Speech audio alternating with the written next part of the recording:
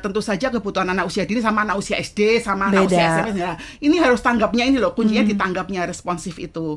Terus kemudian yang keempat adalah kesempatan untuk belajar di usia dini. Kelima adalah keamanan dan keselamatan. Nah, kalau kembali kepada pertanyaan tadi, sebenarnya pengasuhan yang baik itu seperti apa sih?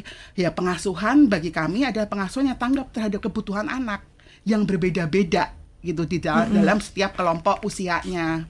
Bahwa kita misalnya menuntut anak untuk rapi makannya pada anak usia 2 tahun. Ya tentu saja tidak tepat, lebih tepat untuk anak usia SD kan, karena lebih tertata sudah belajar segala macam. Nah, kadang-kadang kan sama semua, dibuat sama semua gitu kan.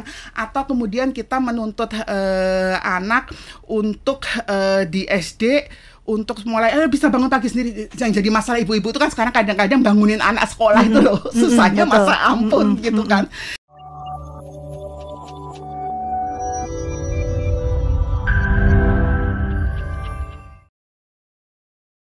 Mbak Fitri bisa menjelaskan, define dulu sebenarnya pola asuh yang baik itu yang gimana? Karena tadi saya tertarik nih dengan risetnya. Ternyata tingkat pendidikan ibu mempengaruhi pola asuh anak. Nah, pola asuh anak yang baik dengan pola asuh yang kurang baik itu yang seperti apa? Biar sahabat sonora tercerahkan nih. Iya.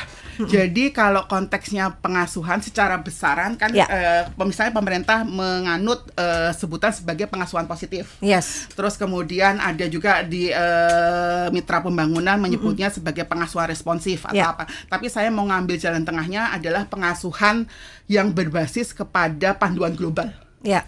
Jadi di dalam panduan global kita sebut sebagai Nurturing Care Framework yang diluncurkan oleh UNICEF, WHO dan juga Bank Dunia di 2018 itu ada 5 komponen untuk memastikan anak usia dini ini bisa tumbuh berkembang optimal. Oke. 1, kesehatan yang baik. Ini sudah banyak yang tahu, ya kan? Kalau ngomongin kesehatan pasti anak usia dini harus sehat lah, gitu kan. Terus kemudian yang kedua adalah gizi yang memadai. Itu juga masih cukup umum lah diketahui ya. Tapi yang ketiga nih yang seringkali terlupakan, responsive caregiving atau pengasuhan yang responsif atau dalam bahasa mudahnya pengasuhan yang tanggap terhadap kebutuhan dasar anak usia dini. Atau sesuai kelompok usia. Jadi tentu saja kebutuhan anak usia dini sama anak usia SD sama anak usia SMP. Nah, ini harus tanggapnya ini loh, kuncinya ditanggapnya responsif itu. Terus kemudian yang keempat adalah kesempatan untuk belajar di usia dini. Kelima adalah keamanan dan keselamatan. Nah, kalau kembali kepada pertanyaan tadi, sebenarnya pengasuhan yang baik itu seperti apa sih? Ya, pengasuhan bagi kami adalah pengasuhan yang tanggap terhadap kebutuhan anak yang berbeda-beda gitu di dalam setiap kelompok usianya. Bahwa kita misalnya menuntut anak untuk rapi makannya pada anak usia 2 tahun. Ya tentu saja tidak tepat, lebih tepat untuk anak usia SD kan, karena lebih tertata sudah belajar segala macam. Nah, kadang-kadang kan sama semua, dibuat sama semua gitu kan.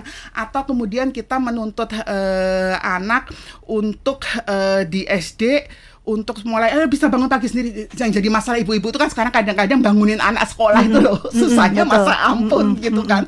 Sedangkan pada masa usia dininya dia karena belum sekolah, ya suka-suka lah. Bapaknya kadang-kadang nonton bola, ikut sampai melek sampai dini hari. Terus kemudian paginya dia malah nggak apa-apa, nggak sekolah gitu. Padahal pada masa usia dini, ketika tadi pesatnya perkembangan otak itu anak perlu keteraturan. Dia harus tahu kapan waktu tidur, kapan waktu makan, kapan waktu mandi secara konsisten. Kalau orang tua itu kan kita sebagai orang dewasa ya kadang-kadang mandi aja nggak jelas. Kadang masak dulu pagi gitu, bangun langsung masak. Kadang ada yang mandi juga dan segala macam. Tapi anak nggak bisa seperti itu. Dia perlu untuk tadi masalahnya ke pembentukan karakter dan segala macam, semua memang perlu ditata. Artinya kan bagaimana kita memahami bahwa setiap tahapan perkembangan itu juga memiliki tuntutan yang berbeda gitu ya. Kadang-kadang kita itu sebagai orang tua seringkali maunya ujuk-ujuk, pokoknya nanti kamu di SD loh ya nak, harus bisa bangun pagi sendiri, harus bisa makan sendiri dan segala macam, tapi tidak dibentuk di usia sebelumnya. Terus kan nggak ada kemampuan instan anak langsung bisa gitu kan. Jadi memang itulah fondasi dasar di usia dini ini. Kenapa di usia dini? Karena lebih mudah dibentuk, lebih mudah untuk diajak ngomong si anaknya kan. Anak usia dini tidak bisa protes, protes dalam arti masih bisa kita buat untuk dialog loh. Anak SD kalau kemudian kita tidak menatanya secara karakter sejak dini, dia nggak setuju sama orang tuanya, minggat. Udah bisa gitu dengan konteks kotak misalnya ya, main ke rumah temannya nggak pulang-pulang gitu. Tapi kalau di anak usia dini kan relatif resikonya lebih lebih terbatas ya, sehingga untuk konteks mempengaruhi anaknya lebih besar. Nggak ada anak usia dini minggat kan, nggak ada anak usia dini demo.